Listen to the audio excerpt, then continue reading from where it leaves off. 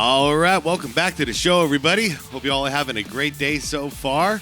So I've had this one on the back burner for about a week now, and you guys have requested this, and I have had to avoid this on my own free time because I really want to watch this video. This is from Wilt Chamberlain Archive, and this one is titled, Why Old NBA Players Dribbled So Weird. And the reason why I think this is really important is, one, to see the evolution of the game, and two, to see what kind of... okay, I was born in 82, and even then, in the 80s and the 90s, the dribbling restrictions were insane compared to where they are now. You know, as far as palming the ball, traveling, all this stuff. But it looks like we're going to focus on dribbling here. So when it comes to palming the ball, like, I know a lot of young people don't even know what that means because you never see anybody get called for this violation. And I think it's going to be really cool to see the difference because back in the day, you had to dribble completely flat-handed. And then when I was playing, you can get just a tiny bit of an angle on the top of the ball, but you mainly had to at least make it look like you were dribbling flat-handed. You know what I mean? Nowadays, you can basically, I mean, we've seen how it is now. You can have the ball, your hand under the ball and dribble like a full out palming, and there's no violation. So that's the whole point of this video, I'm sure. And the reason I want to watch it and react to it is because, well, I went through half of the journey. I didn't play in the completely flat-handed era, but I grew up playing in the 80s where, yeah. Well, we'll see when we get to Isaiah Thomas. That would be the amount of leniency that I was able to have. And you'll see his hand is still right on top of the ball as he's doing these crossovers. Then you move to the next generation, and then, you know, AI, it shifts, and then after that, like, it just keeps going down a different path. But anyways, you guys, sorry for the long-winded intro. I'm actually really excited about this. It's going to be a very long one, probably a two-parter. So let's get going. I'm going to link the original video down below in the description. If you want to check out the Wilt Chamberlain Archive channel, I highly recommend it, guys. Especially for like really, really old school hoops knowledge. Like, this is the channel for you. This is the guy. So link is down below in the description if you want to check it out. And yeah, you also see a list of channel members. Shout out to you guys. I appreciate you guys. I say let's do it. Like the video if you could. Hit a hype if you think it's worthy. And if you think it's James worthy, hit that hype for sure. Let's go.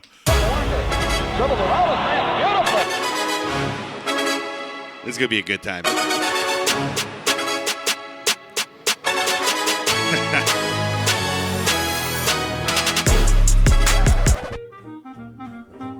Yep, that's it. Okay. He had the dribbling. Third graders now. Giannis Antetokounmpo would have 250 points in a game in the 70s. They said if they caught me doing all my ball handling tricks in 1950s, they would have called the witch doctor on me. It's true. It's true. Yep. Kyrie is like the final evolution of this whole thing we're talking about here. But he's not Bob Cousy. He's not Bob Cousy. Bob Cousy couldn't dribble with his left hand. Bob Cousy changed the game. You really think we're dropping Bob Cousy in today's NBA? Bob left Cousy dribbling with his right hand? That's no knock on Bob Cousy. What happened is Bob Cousy was a very creative guy, and someone else learned from him and developed their game better, and then from them. But you can't take those guys back then and drop them in today's game. Everybody keeps watching past basketball and walking away. Real quick, before we get into the meats and potatoes here, the meat and potatoes. Yeah, I did both plural, whatever. I don't like the conversation of could they play in today's game, because this is a weird. That's not where I think the conversation should be. It's an evolution. The rules changed. So if they were, say Bob Cousy was raised in a time period where you were allowed to do all these things with the ball that you weren't allowed to do when he was playing, then yeah, he'd be fine, because we know he's an athlete. You know, he's obviously in his generation, he was amongst the best. So what would change now if he was under these different rules? He would still have the same mindset and still be one of the best. Would he look different? Absolutely. He'd be palming the ball left and right, dribbling and doing crossovers and all this stuff that you see now, step backs. He'd be doing all of it. But it's not fair to judge him or anybody from the past eras based on the rules they were restricted by and then say, oh, look at that. He couldn't do what Kyrie does. That's not fair at all. What I really wonder the most is quite the opposite. But I think that's not fair either. Because say Kyrie was growing up in the 60s, well, he would have learned these rules too. If not, he would have never gotten on he would have never got off the bench. He would have never got on a basketball team. So I don't like this comparing this because it's the rules that dictated the differences, not the individual players that dictated the differences. Hope you feel me on that. In today's game, Everybody keeps watching past basketball and walking away unimpressed. But today in particular, I want to talk about dribbling, carrying, and bringing the ball to a pause while dribbling. Mm-hmm. Those two things alone are 90% of why dribbling in the Bob Cousy era looks the way it looks versus why dribbling looks the way it looks today. Yeah. And quick, I'm terrible at drawing, but what? Oh. See how great I am? Here's a basketball. Here's a, looks like a melted pumpkin. All right. If your hand, okay, back in the day, your hand had to be here at all times, okay? Your hand has to be above the ball. What we're seeing now is your hand can be all the way down here. You can cup the ball and then rotate it back down for a dribble. That was not the case back then. Back then, straight up and down. There was no exceptions, okay? So everything you watch, this is just for those who didn't grow up when I did. Everything you watch in this video, keep that in your mind, okay? That's the difference of the rules. Completely different hand positions allowed and a completely different range of positions allowed on that basketball itself. A player who is dribbling may not put any part of his hand under the ball. There it is. And carry it from one point to another or bring it to a pause and then continue to dribble again. Yep. So today's players, when they dribble and they do a pause, Yep. dribble, pause, Yep. dribble, pause, that is permitting the ball to come to a rest. It is. So any hesitation dribble. It's not just pausing. Yep. And each time Giannis does this, Permitting the ball hold on. to pause. Right there. After that pause, he has to shoot the ball or pass the ball, according to the rules. But once he gets the ball, boom, that's a double dribble. Guys, if you guys think I'm crazy, that's literally what the rules were. Dribble, pause, dribble, pause. That is permitting the ball to come to a rest. So any hesitation dribble. It's not just pausing your dribble either. Pausing is one way to cause a violation, and then sliding your hand on the underside of the ball. And again, every possession, multiple times during possessions. This is what gives modern players such a sure-looking handle, especially great ball handlers like Kyrie Irving. It looks like they never lose the ball. He does all sorts of things to both protect the ball and gain all sorts of advantage, changing direction, altering his timing, bringing the ball to a pause.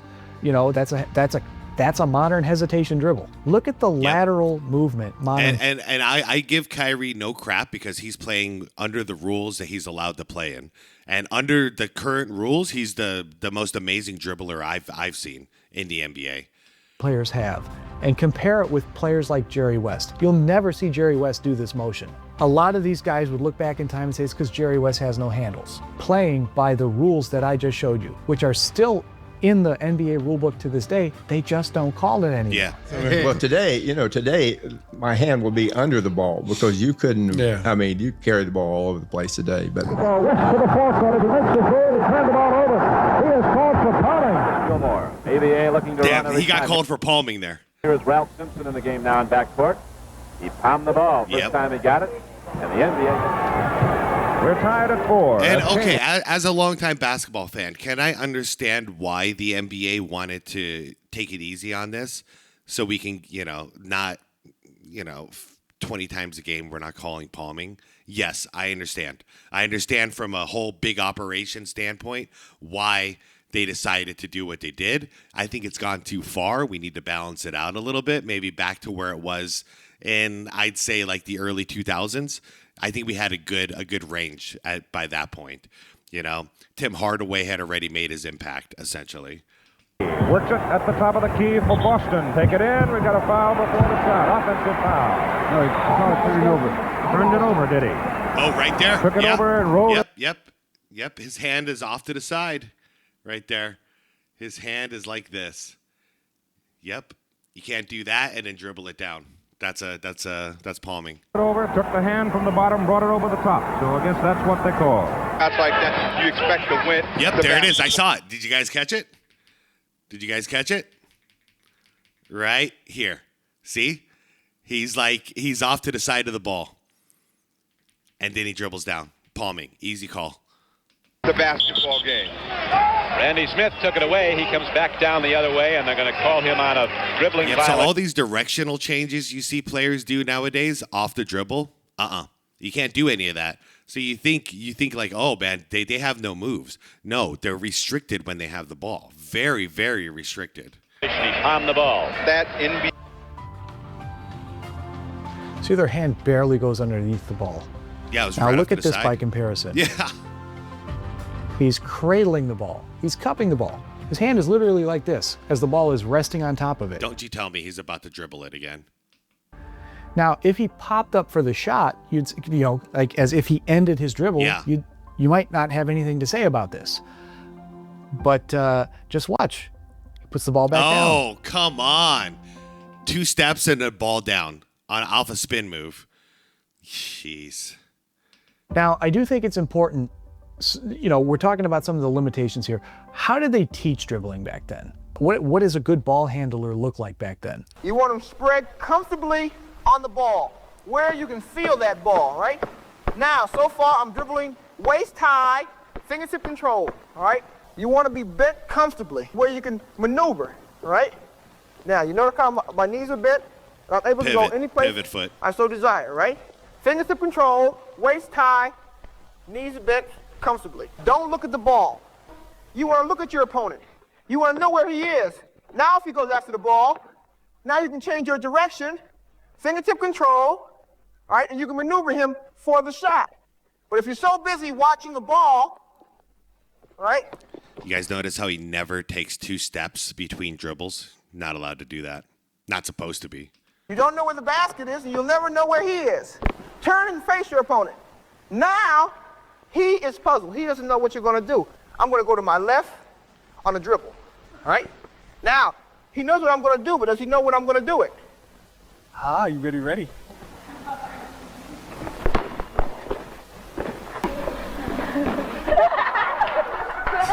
All right, now I say dribble waist We're still using that move today. high.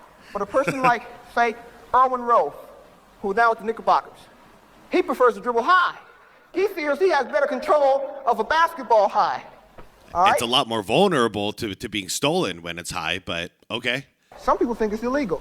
But here again, in the pros, you can do a lot of things that you can't do in high school or in junior high school basketball. Remember that. Damn. Okay. Like I didn't know that there was a debate that high dribbling is illegal. I just know from a coaching standpoint, you always tell your guys to dribble low because that's a smaller field of range where somebody can potentially pick the ball and steal it off of you. All right. So I would prefer to see ball players who are learning to dribble a basketball practice dribbling that ball waist high. All right? I want you to take. Yeah, like that's hard, man. That's hard to steal the ball from. Well, obviously this. But just in general, the low dribble. Isaiah Thomas was one of the last ones to really do it, the low dribble. Oh, come on, man. Yeah, look at his hand position, you guys. Like, even when he's doing these tricks, look at his hand.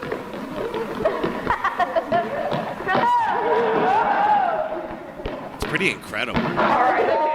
Does that look like a guy who never worked on his handle, doesn't know how to dribble?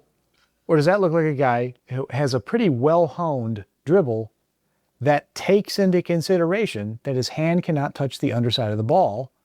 Bingo. Or bring the ball to a pause. Yeah, bingo. He doesn't do a hesitation. He looks like a guy who's mastered the art of dribbling in the rules he is contained by at that era. And he doesn't slip his fingers underneath the ball. Nope. And yet he has exceptional control. And he can go where he wants, and he can manipulate the defender.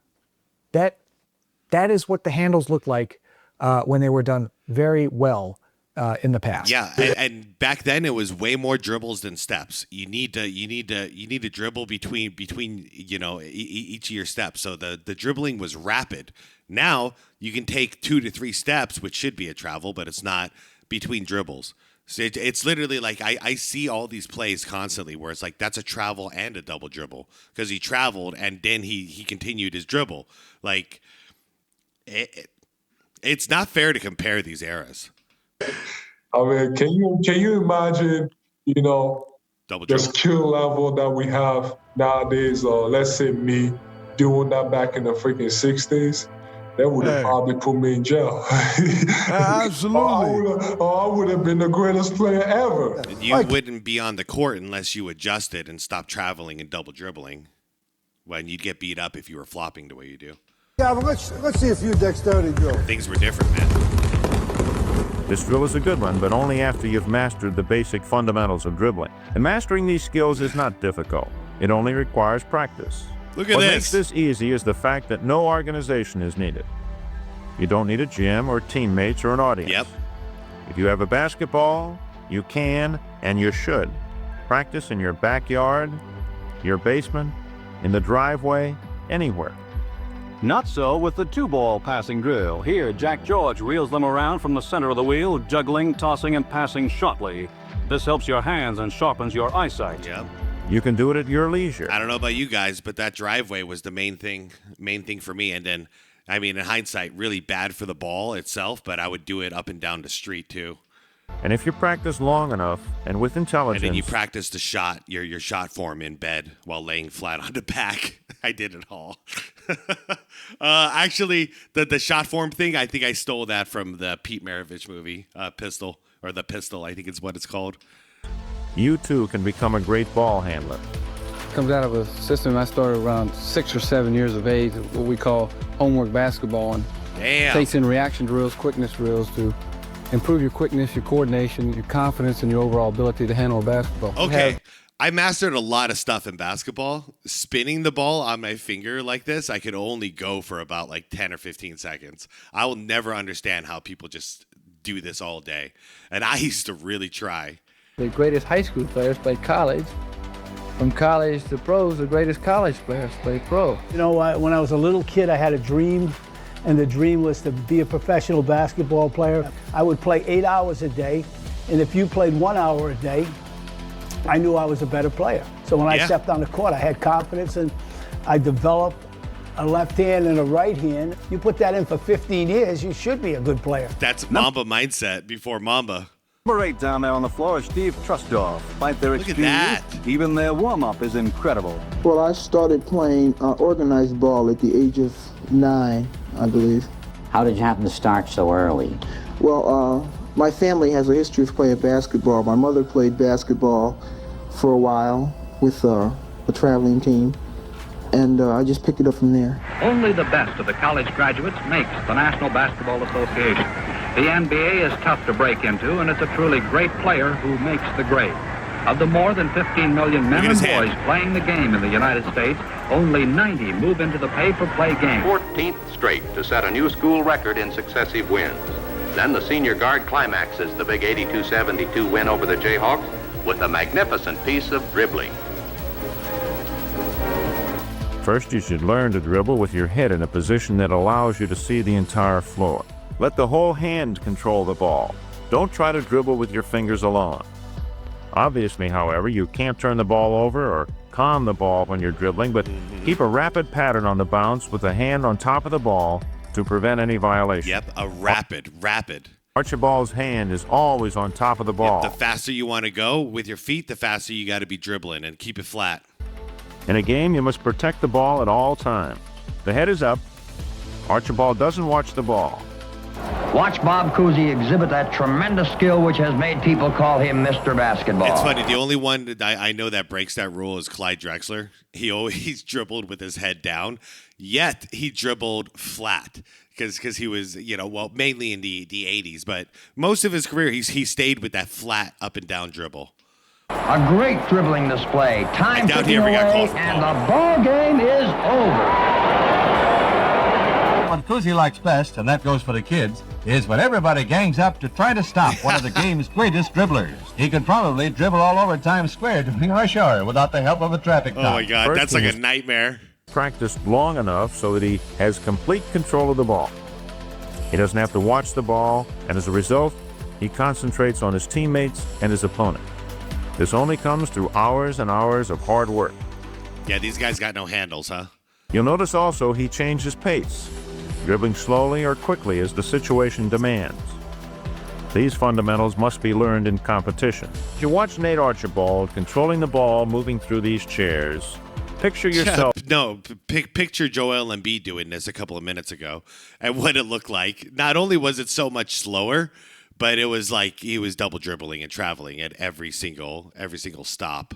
In the same situation, this is smooth. The dribble is used to attack an individual opponent also.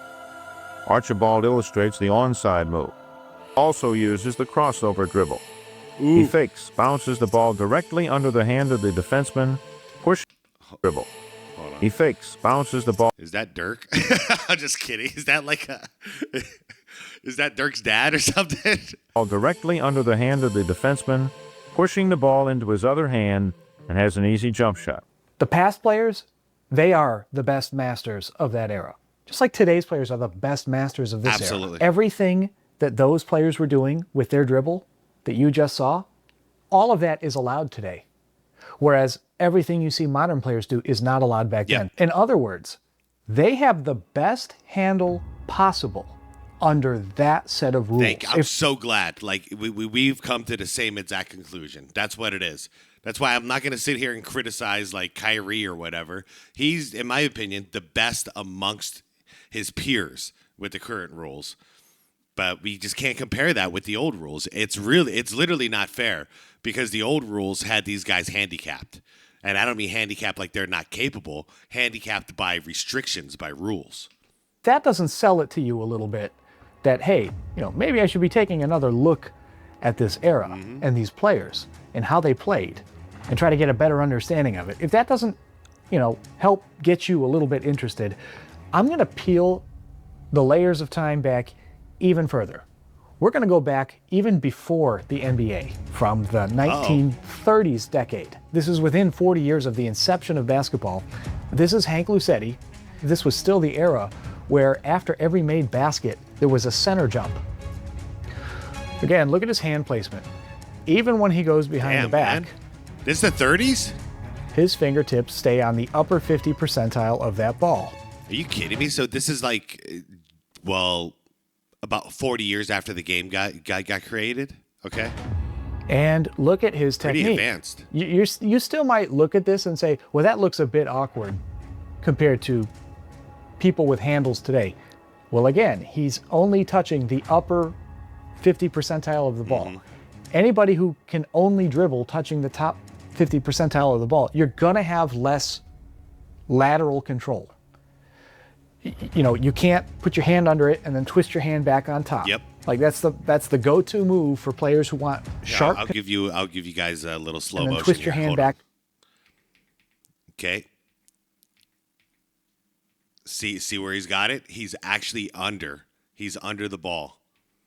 Under the ball and then back down. Yeah. He'd have to stay like this the whole time. This is how Kyrie would have to dribble back in the day. But instead, he's allowed to do this full range. And look at his feet too. All right, let's see. Dribble. Okay, boom. One step. Two step. So that's travel and palming. And double dribble. There's 3 violations here in one dribble. Because the travel is the multiple steps between. The double dribble is the fact that he put it down after taking 2 steps. He still dribbled it. And in between that, he palmed the ball. This is how strict it used to be.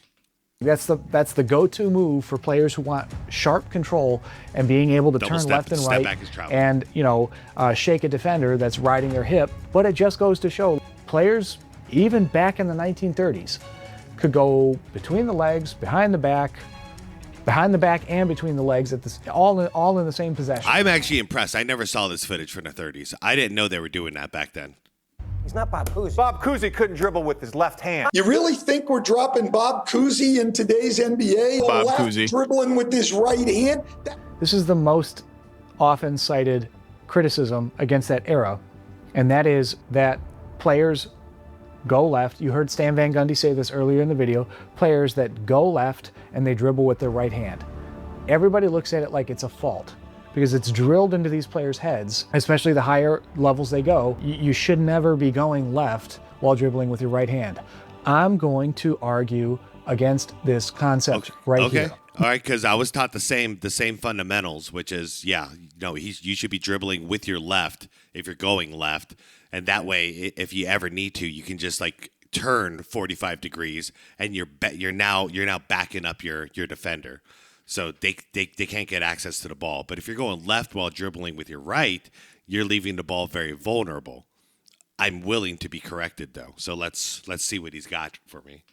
The way I'm going to do that is first to point out that they understood that even back then. I would assume we knew that in the 80s. I was coached at. The ball is close to the defensive man and can easily be slapped away. They're people, not machines. They don't just repeat mistakes over and over again, right?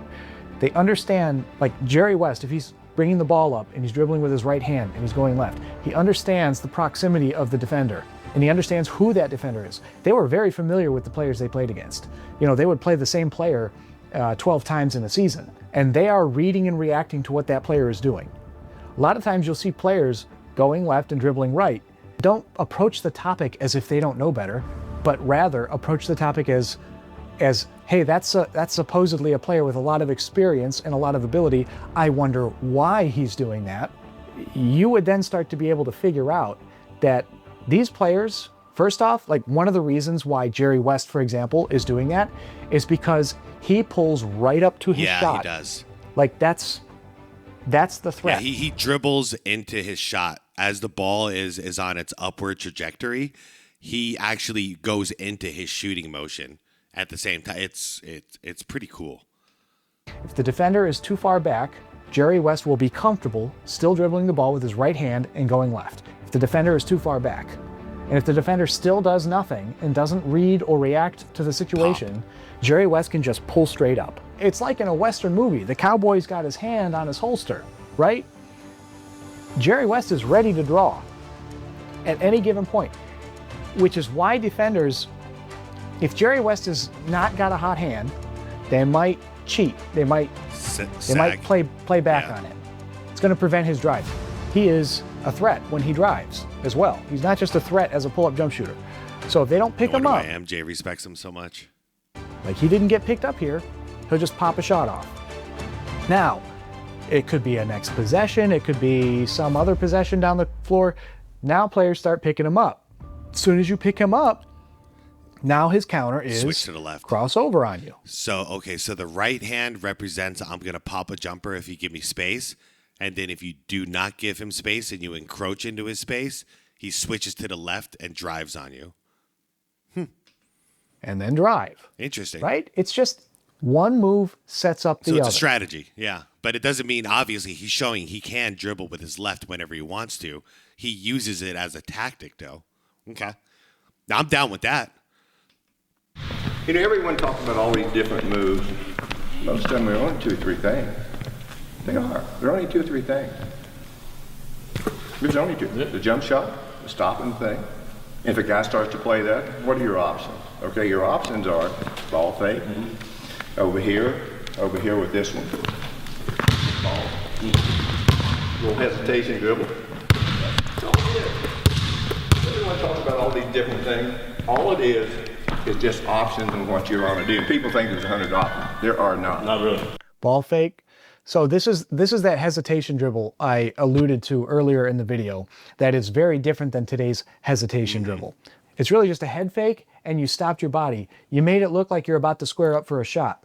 That's a hesitation dribble back then. Okay, I want to watch it again. I think he's about to show it because that's going to insist that his dribble does not lose its momentum and its motion. It stays constant and consistent, but the whole fake is going to be with his body.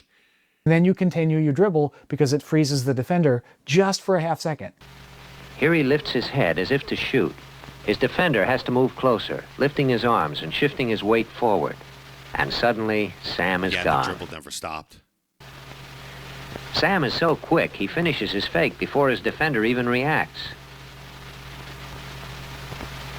There's the start and finish. Yeah, as he's hesitating, he's already on the downward trajectory of his dribble. Damn. This is a great video. Again, this is like blink and you miss it stuff, which is like, I made this analogy in my Willis Reed video. This is not a game where you blow by people and get feet, like, 10, 15 feet of space. It's not possible to control a lot of today's moves. You mean you can't do double and triple step backs back then? Oh, my God. Without getting your hand under the ball. Whoops. It is essential to have your hand under the ball or the moves just don't work. Yep. Either you can't cut hard enough and it doesn't sell to the defender, or you just can't retrieve the ball and gain control of it again. I was a big Allen Iverson fan, but I remember getting mad at what Allen Iverson was getting away with when he came into the league in '96, I believe. Because, he was getting called sometimes, but he was allowed to do those wide dribbles with his hand. Like, not 100% under the ball, but like 3/4 under the ball. And I think that was when the door got kicked open and then the old rules were gone. This is an era where you're like a knife fighter in a phone booth, and you're doing very subtle feints and fakes to try to get open. So, shooting percentages were lower back then. Everything was a little bit lower back then because they're working in tight spaces. There's no three-point line. There's no downhill play. Everything is contested. See a bunch of rule changes. I'll touch on them a little bit later. But take a look at this. Take a look at this fake. I want to watch that one again because that was the original. Because it happened so quick. I want to watch his dribble. But take a look at this. Take a look at this fake. I mean, he hesitated to dribble like a split second. I wonder if he got called once in a blue moon on that by the refs. But I mean, compared to nowadays, I mean, that's so quick. And basically, I mean, let's be fair. Let's be fair to Jerry here. I mean, the dribble doesn't really stop, does it? It's just a good move. And then drive. It's very subtle, but it's effective. A smart defensive man can cause you problems by overplaying your strong side. Here's an answer to that. The reverse pivot dribble. Again, Pete Maravich demonstrates how effective it can be. The defense overplays to Pete's left.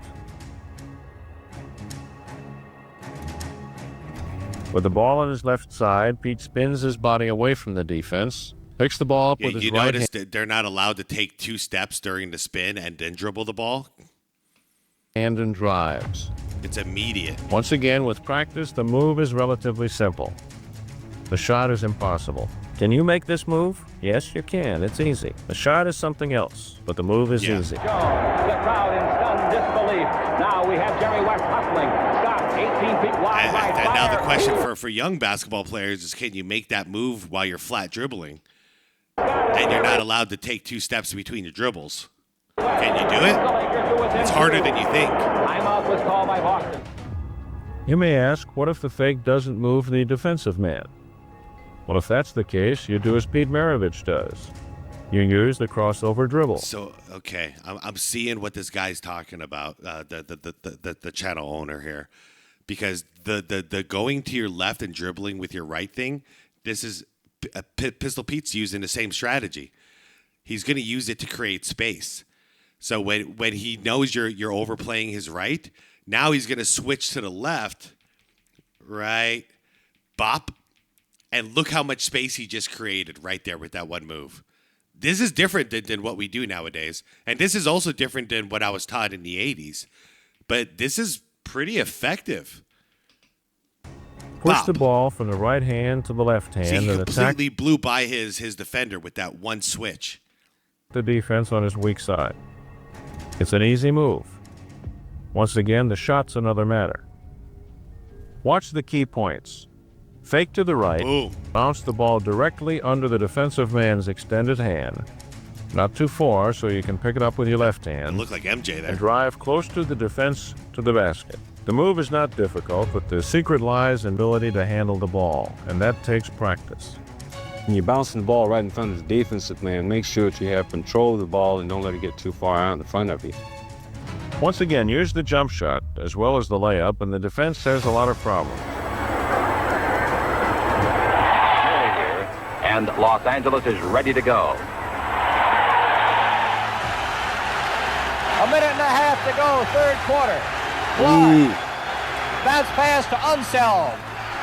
Grab by Lucas. Here's a classic move by Pistol Pete. You must develop moves on your own, and you'll see Maravich do a double reverse pivot dribble. First he reverses, then reverses again, and the defense wonders what happened. Pete scored. Oh, yeah. If you're going to perfect your individual moves, you must learn to drive as close to the defense as possible. If you're afraid to drive straight for the basket, you'll find the defense can recover and stop your shots. But he switches hands and comes back. Now, off of this rhythm, Oscar fakes to the left and gets clear to his right. 8 seconds. 6, 5, 4, 3, 2. It's over! Lou Hudson is going left with the ball in his right hand. As soon as the defensive player gets into a stance, I think that's Dave Bing playing defense, he switches to a crossover with his left hand, and it sets him up for a pull-up jump shot. That's a very contested shot. Now on the next, this is the next possession. This is the 1971 NBA All-Star game. On the next possession, he's dribbling up the court. Dave Bing picks him up at half court. So he knows he's got to switch to that left hand earlier. Dave Bing's picking him up at half court now. Reaching. Hand checking, riding his hip. And you'll see the hesitation dribble from back then. Again, yeah. I'm with it. You'll see he doesn't actually bring his dribble to a pause. What he does is he just stops and gives a bit of a fake, which causes Dave Bing to plant both feet. As soon as Dave Bing is caught flat, because at this point, back then, the typical move would be to switch hands and reverse trajectory. So you gotta flat plant as a defender to be able to guard him either way he's gonna go. And that 1 second, that split second is enough for him to go, I got you off balance. Lou Hudson knows that's my cue to continue on driving. This was a fake. This was the hesitation. Yeah. This is the hesitation dribble. And like I said, this is blink and you miss it stuff. If you play this back in real time, it's very hard to see. But this is the stuff. This is why I say back then is a game of inches. Yeah. Now it's a game of feet. Back then was a game of inches. Dude, this guy's awesome. This guy, he gets it. Take a look at this in real time here. Yep, there's the freeze and onto the drive. Now compare that to today. Look at how much space LaMelo creates because he can carry the ball. Just on the one carry alone that he does here, which is an egregious carry. But again, it's all part of the modern game. It is what it is. The NBA is an entertainment league. This has trickled down. I even see carrying in high school games. Yep. So, because everybody tries to emulate what's in the NBA. Well, yeah, they're the professionals. They should be setting the standard. Yeah. This is just part of the game now. Has Ayton in the crosshairs. I mean, how many palming violations and travels did you just see? Get in there! Yeah, he gets like... Great balls are fired! Same. It's like all the daylight you could possibly dream of getting as a shooter. In the quarter. Look at the ball handling right here. Because his gather also, for the love of God, can you tell me why DeAndre Ayton is guarding him? Like, why is this happening? Like, even with the old rules, he would have got space on Ayton. Like the ball like a baby. Whoop. Yeah, he's cradling. Amazing. One dribble. Look at the rotate. Imagine if Jerry West could have done that back in the day. Cradle the ball and take 2 steps backwards and then take a fadeaway. Like, dude, no. He had to shoot off his main dribble. Or if you're in motion, you get 1 step towards the basket to get that shot off, or else they're calling you for a damn travel. Don't believe me? They were even doing it to Jordan in the late 80s. You know, you better get off on that first leg, or else 50% odds they're gonna mess up and call you for a travel. Anyways, you guys, this one blew by fast. I'm gonna go ahead and cut it off here because this is the halfway mark. And tomorrow I'll be back for some more of this. Hopefully you guys are enjoying this.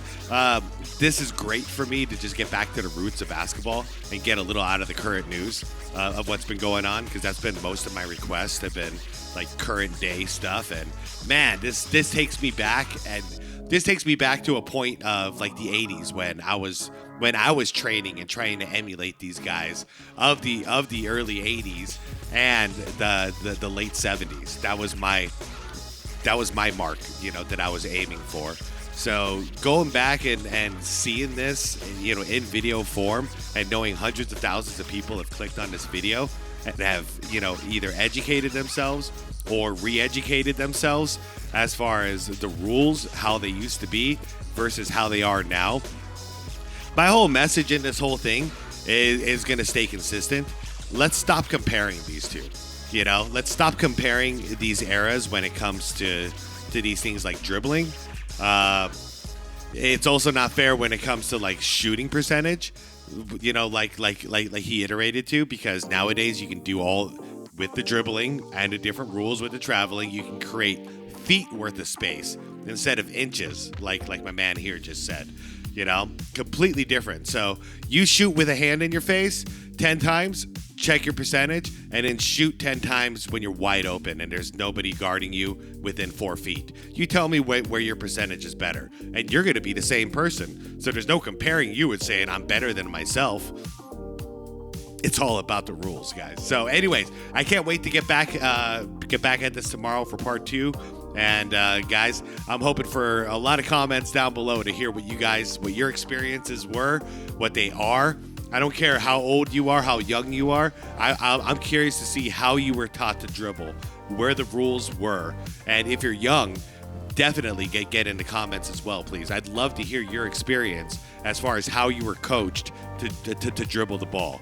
Where were you told the range is with your hand? How many steps were you taught you can take in between dribbles? Or do they even bother anymore because you can get away with anything now? I genuinely want to know.